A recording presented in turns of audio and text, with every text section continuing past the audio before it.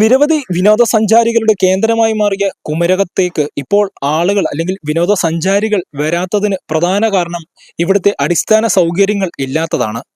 വഴികളും റോഡുകളും ഇല്ലാത്തതും പാത്വേകൾ നിർമ്മിക്കാത്തതുമാണ് വിനോദസഞ്ചാരികളെ പിന്നോട്ട് അടിക്കുന്നത്.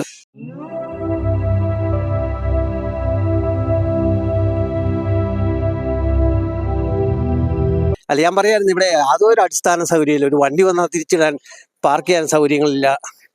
അതൊക്കെ വലിയൊരു കഷ്ടമാണ്. പ്രായമുള്ളവർ ഒത്തിരി പേര്, നടക്കാൻ ബുദ്ധിമുട്ടുള്ളവർ മെയിൻ റോഡിൽ വണ്ടി പാർക്ക് ചെയ്ത് ഇത്രയും നടന്ന് എനിക്ക് പോലും നടക്കി എത്ര നടന്നിട്ട്. അപ്പോൾ അവരുടെ കാര്യം പറയണം. അപ്പോൾ ഈ കുമരകം ടൂറിസമാണെന്ന് പറഞ്ഞ് ഞാനിതിനെപ്പറ്റി ആലോചിക്കുമ്പോൾ എനിക്ക് കിട്ടുന്ന വാക്കെന്ന് പറഞ്ഞാൽ എല്ലാവരും പായ നെല്ലുണങ്ങും, കുരങ്ങ് വാലുണങ്ങും എന്ന് പറഞ്ഞ പോലെയാണ് ഈ ടൂറിസം ഇവിടുത്തെ. അതുകൊണ്ട് ടൂറിസം എന്ന് പറഞ്ഞാൽ അടിസ്ഥാന സൗകര്യങ്ങൾ ഉണ്ടാക്കാതെ ടൂറിസം നടത്തിയിട്ട് വല്ല കാര്യമുണ്ടോ? ഈ ഹൗസ് ബോട്ട് ഇത്രയും 100-300 ഹൗസ് ബോട്ടുകളുണ്ട്. ഇതുപോലെ തന്നെ 27ഓളം റിസോർട്ടുകളുണ്ട്. അതിൽ 5-6 5 സ്റ്റാർ. എന്തും വേണ്ട നികുതി സർക്കാരിന് കിട്ടുന്നുണ്ട്. ഈ വക എന്തെങ്കിലും ഒരു പെർസെൻറ്റേലും ഇതിനുവേണ്ടി ചിലവാക്കുവായിരുന്നെങ്കിൽ എത്രയോ ഭേദമായിട്ട് ഈ ടൂറിസം ഇവിടെ നടന്നു പോയതിനെ. അതേ എനിക്ക് പറയാനുള്ളൂ. ഞാൻ അതിൻ്റെ ഭാഗമായിട്ട് ഇത്രയും നടന്നിട്ട് എനിക്ക് കിതയ്ക്കുന്നു. വാഹനം അടുത്ത് വരാത്തതുകൊണ്ട് വളരെ ബുദ്ധിമുട്ടുണ്ട്. കാരണം നടക്കാൻ വയ്യാത്ത ആൾക്കാർക്ക് അവിടെ നിന്ന് പറയാം, അല്ലെ ഈ വാഹനം അങ്ങോട്ട് മാറ്റിയിട്ടുണ്ട്. ഞങ്ങൾ കൊല്ലത്തു നിന്നാണ് വരുന്നത്.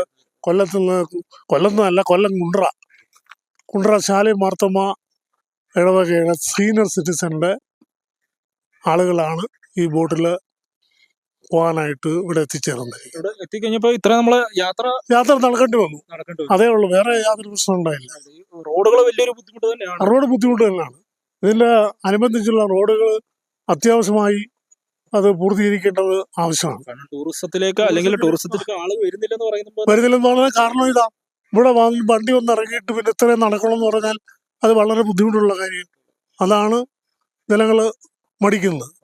ഇങ്ങോട്ട് വരാൻ മറ്റ് സൗകര്യങ്ങളൊന്നുമില്ല. നമ്മുടെ സ്വന്തം വണ്ടിയിൽ വന്ന് ഇറങ്ങിയാൽ ബോട്ടിൽ കയറണം.